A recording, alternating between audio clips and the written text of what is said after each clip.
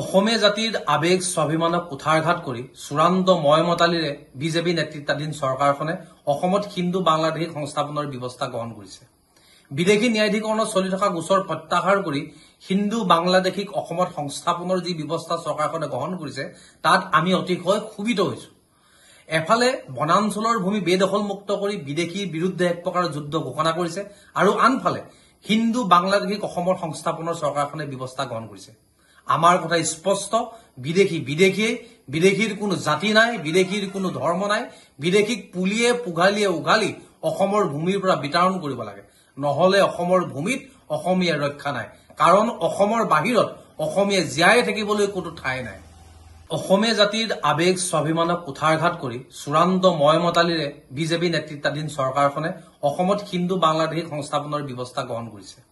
বিদেশী ন্যায়াধিকৰণত চলি থকা গোচৰ প্ৰত্যাহাৰ কৰি হিন্দু বাংলাদেশীক অসমত সংস্থাপনৰ যি ব্যৱস্থা চৰকাৰখনে গ্ৰহণ কৰিছে তাত আমি অতিশয় ক্ষুভিত হৈছো। এফালে বনাঞ্চলৰ ভূমি বেদখলমুক্ত কৰি বিদেশীৰ বিৰুদ্ধে এক প্ৰকাৰ যুদ্ধ ঘোষণা কৰিছে আৰু আনফালে হিন্দু বাংলাদেশীক অসমৰ সংস্থাপনৰ চৰকাৰখনে ব্যৱস্থা গ্ৰহণ কৰিছে। আমাৰ কথা স্পষ্ট, বিদেশীৰ কোনো জাতি নাই, বিদেশীৰ কোনো ধৰ্ম নাই, বিদেশীক পুলিয়ে পুঘালিয়ে উঘালি অসমৰ ভূমিৰ পৰা বিতৰণ কৰিব লাগে, নহলে অসমৰ ভূমিত অসমীয়াৰ ৰক্ষা নাই। কাৰণ অসমৰ বাহিৰত অসমীয়া জীয়াই থাকিবলৈ কোনো ঠাই নাই। অসমীয়া জাতিৰ আবেগ স্বাভিমানক কুঠাৰঘাত কৰি চূড়ান্ত ময়মতালিৰে বিজেপি নেতৃত্বাধীন চৰকাৰখনে অসমত হিন্দু বাংলাদেশী সংস্থাপনৰ ব্যৱস্থা গ্ৰহণ কৰিছে। বিদেশী ন্যায়াধিকৰণত চলি থকা গোচৰ প্ৰত্যাহাৰ কৰি হিন্দু বাংলাদেশীক অসমত সংস্থাপনৰ যি ব্যৱস্থা চৰকাৰখনে গ্ৰহণ কৰিছে তাত আমি অতিশয় ক্ষুভিত হৈছো। এফালে বনাঞ্চলৰ ভূমি বেদখলমুক্ত কৰি বিদেশীৰ বিৰুদ্ধে এক প্ৰকাৰ যুদ্ধ ঘোষণা কৰিছে আৰু আনফালে হিন্দু বাংলাদেশীক অসমৰ সংস্থাপনৰ চৰকাৰখনে ব্যৱস্থা গ্ৰহণ কৰিছে।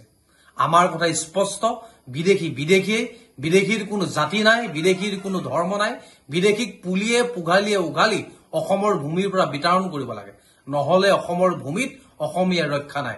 কাৰণ অসমৰ বাহিৰত অসমীয়া জীয়াই থাকিবলৈ কোনো ঠাই নাই। অসমীয়া জাতিৰ আবেগ স্বাভিমানক কুঠাৰঘাত কৰি চূড়ান্ত ময়মতালিৰে বিজেপি নেতৃত্বাধীন চৰকাৰখনে অসমত হিন্দু বাংলাদেশী সংস্থাপনৰ ব্যৱস্থা গ্ৰহণ কৰিছে। বিদেশী ন্যায়াধিকৰণত চলি থকা গোচৰ প্ৰত্যাহাৰ কৰি হিন্দু বাংলাদেশীক অসমত সংস্থাপনৰ যি ব্যৱস্থা চৰকাৰখনে গ্ৰহণ কৰিছে তাত আমি অতিশয় ক্ষুভিত হৈছো।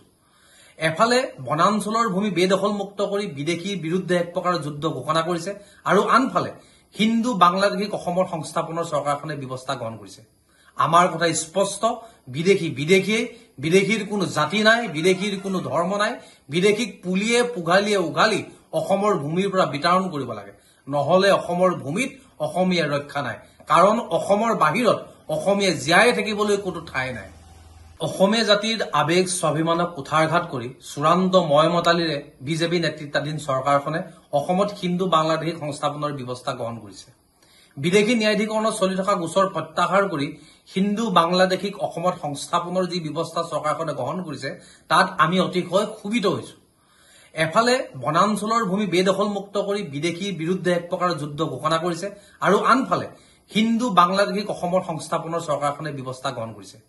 আমাৰ কথা স্পষ্ট, বিদেশীৰ কোনো জাতি নাই, বিদেশীৰ কোনো ধৰ্ম নাই, বিদেশীক পুলিয়ে পুঘালিয়ে উঘালি অসমৰ ভূমিৰ পৰা বিতৰণ কৰিব লাগে, নহলে অসমৰ ভূমিত অসমীয়াৰ ৰক্ষা নাই। কাৰণ অসমৰ বাহিৰত অসমীয়া জীয়াই থাকিবলৈ কোনো ঠাই নাই। যিকোনো খবৰৰ বাবে যোগাযোগ কৰক 7099017330 লগতে 7099017110 নম্বৰত।